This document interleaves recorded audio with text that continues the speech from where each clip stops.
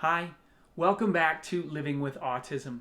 Today we're going to continue our series, Life and Labels, and we're going to be talking a bit about my diagnosis, the story surrounding that, how that went down. So hope you stay tuned.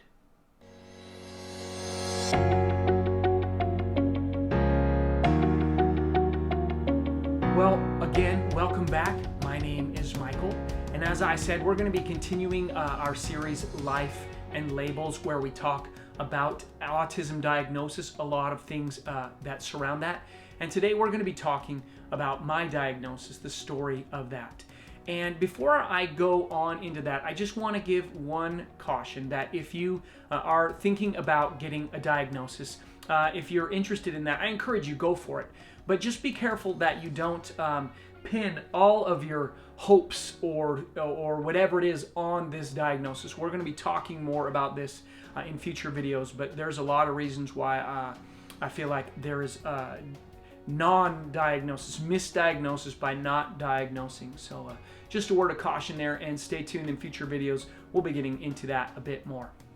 So I said that we would talk about my diagnosis. So that's the thing. Last time we had a video in this series, we were talking about just sort of everything that led up to my diagnosis. Why did I get diagnosed? What led me to believing that I had high-functioning autism, all these kinds of things. And so when I finally made the decision, I finally am getting ready, okay, here we are. I'm going to get diagnosed. Man, I tell you, I was so scared. I was so terrified because I've told people this, I think I mentioned it in the previous video. There are two things that scared me, that terrified me about an autism diagnosis. And the first one is that they tell you, yes, you are autistic. You are broken. You have a disorder. I mean, you're going to find that when we look at it, they're using the DSM-5, basically the Diagnostic and Statistical Manual of Mental Disorders, 5th edition, to determine, to look at the characteristics of autism. So it's a mental disorder. It's this problem, right? So on one hand, they tell you you're broken. And on the other hand, they tell you, no, you are not autistic. You're just an a-hole. And so those were kind of my two terrifying fears. And I just dreaded the diagnosis. And my wife was so awesome. She was with me every step of the way, ready to be with me when I wanted it, ready to not be with me when I didn't. Because a lot of times, you know, it's the situation, I think, doctor's appointments. If my wife doesn't come with me to the doctor's appointment, will I go to the doctor's appointment? And that's a challenge. So my wife's been a great support, and she was there. And so I just had this great anticipation. We lived in Cuenca, Ecuador at the time, and I didn't even recognize and expect that there would be any sort of autism clinic in Ecuador, in Cuenca. My wife had done research and she found this thing, and it was very inexpensive, especially compared to what it would be in the United States to get diagnosed and all these things. And I have to tell you, I went from as an aside, I had this idea of what it would be, you know, in Ecuador. It's not as advanced as the United States in most ways as we would think, but I'm much more impressed by the availability of diagnosis, by the quality of the people that were there than some of the experiences that I've had here. The inability to find a place, that deals with adults.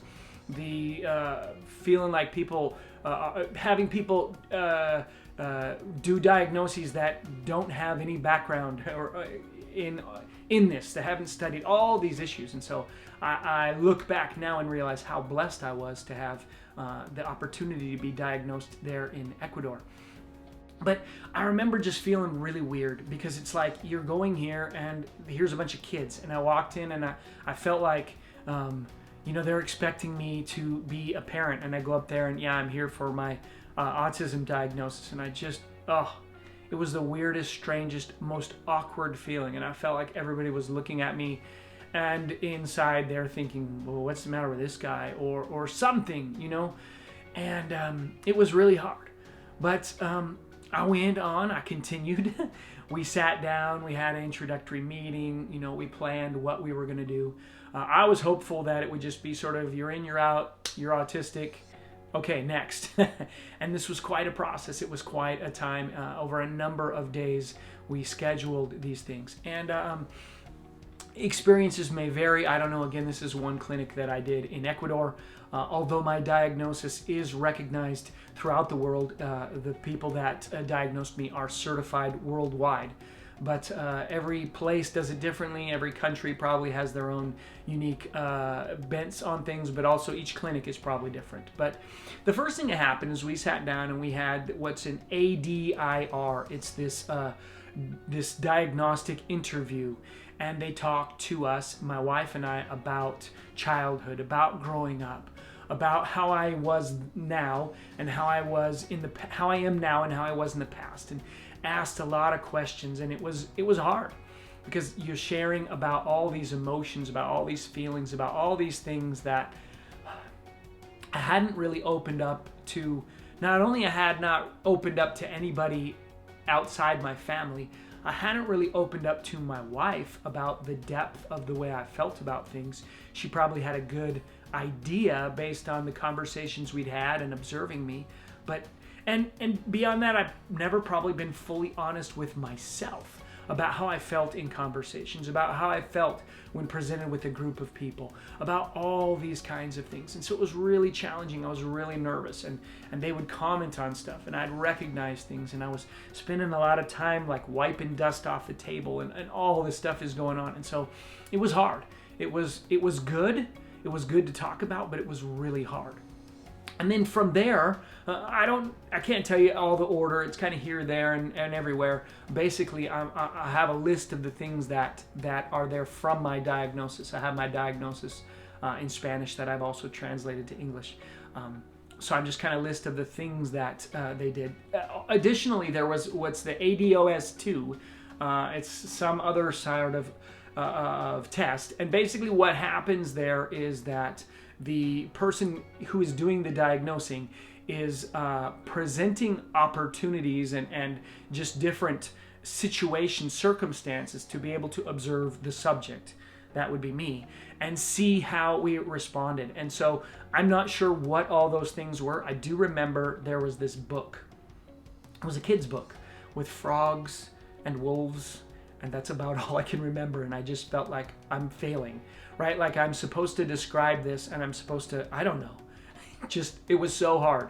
And like, how are they feeling? And it was again, it was super challenging, and it was super embarrassing. I felt like I wasn't doing it right. I felt like, oh yeah, you can see I'm autistic, but that means I'm kind of messed up. I don't know how to do it. Any normal person could describe this. And so there are all those challenges and all those feelings that I've talked about in passing, and then in our last video talking about, am I different, am I broken, all those things. And so that was another one.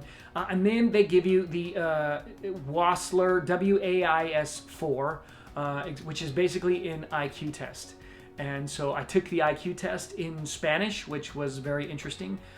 Some of it is repeating numbers forward and backward and asking you about words and shapes, and it was just all a bunch of different kind of stuff. And then also they had, after I did all those things, in addition, there was a what's called a psycho-emotional evaluation.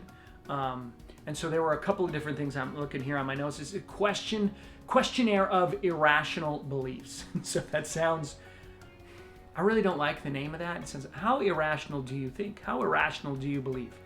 I don't care for the title of that, as I would feel with many things here. But basically they ask how you feel about being different, about being normal, about making mistakes, about all these kinds of things.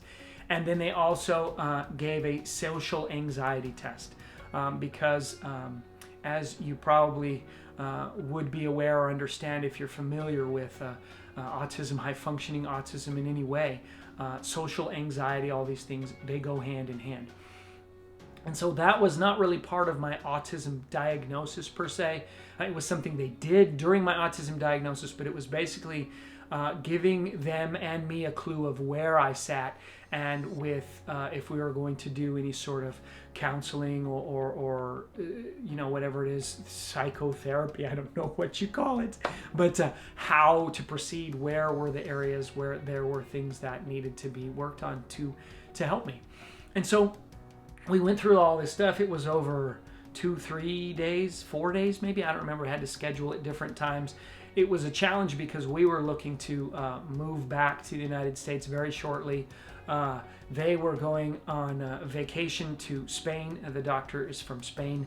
And so he was going away and going to be gone for a month. And so we're trying to work it so that I could get my diagnosis, he could go on vacation, and before we moved back to the United States. And so we had to schedule it and do a lot of things. They were really helpful in arranging the schedule so it worked for everyone. And then you do all the tests, and then you're waiting. And I remember being super nervous again, because the question is, right, am I broken or am I an a-hole? And it's like, it was so hard. And I remember so clearly when going in, and I'm sitting there nervously, like, what are they going to say? And they're talking about stuff. And she basically said, and I don't remember exactly what it was, and it was in Spanish, but she said, no doubt, and then kind of repeated, no doubt. I don't remember what it was, like, definitely, something like that. You are autistic. And I guess that was reassuring in the sense of, this is real, but it was also kind of disconcerting because I felt like, we can totally see how messed up you are. And I know that she didn't mean that at all. That's not what she was trying to say. But it's hard. I'll tell you, an autism diagnosis is hard. It's a challenge. I think about sometimes, and I can get into, I don't have time probably to get into why I was diagnosed, what things they looked at. Eye contact is not generally one of the things that's there in most situations, probably because of the changes that I've made over time, the way I've learned eye contact, the way I notice the way people, and I think sometimes, okay, look, and they're looking away, okay, now make sure you look away. But I could go into further detail maybe a different time about what it is how the diagnosis works, like how they measure what they're looking for, what says you're autistic, you aren't, and what made me autistic or not. And everything about an autism diagnosis, in my experience, in my opinion, is really, really hard. And I can get into details about exactly what is it they look for, what are the hurdles you have to clear to be autistic or to not be autistic, what in my case were the things that they looked at. But basically, just tell you, an autism diagnosis is hard. The waiting, going through everything, and then finally receiving the diagnosis, there's this huge sense of relief that says, okay, I know myself. I know how I am. I recognize how I am. But then at the same time, there's this huge sense of, now what? Now what do we do? Now how do we go forward? And unfortunately, in my case, I didn't make use probably of all of the resources that were available as we moved back. It was a challenging time, and only a year or so later did I finally start to feel like, okay, I can move forward now. I can step forward in this. I can walk forward. I can be a lot more public in the fact that I am autistic, what it means, how can I use that to help other people, all these things. So if you're thinking about, or somebody that you know and care about is thinking about whether to get an autism diagnosis, I would say, hey, go for it. I would again caution, hey, just be prepared especially as an adult, because you've learned to camouflage signs of autism very well, probably through your years of life. It's possible that your autism diagnosis might not be recognized, but even so, it is just a super challenging thing to go through. There can be a lot of relief when it happens and a lot of challenges just the same. So an autism diagnosis, while I think it was a great thing, it was really, really hard. I'm so glad I did it, but it's one of the hardest things I've ever had to do. Well, thank you for tuning in. Thank you for joining me for this. I hope that maybe you learned something, maybe something encouraged you in some way, helped you in some way. I hope that this time was an enjoyment for you in the way that it was for me to be able to share about my life and my experiences. Well, I look forward to seeing you again next time. We'll be continuing on our journey. We have a couple of series, Life and Labels. The other one, what is it, Different or Broken, and we'll just be going. We have no specific plans about where we'll be going, but we'll be going through talking about autism, talking about life experiences, talking about how to be successful, how to deal with challenges, how to embrace the differences. So I look forward to seeing you as we continue on that journey.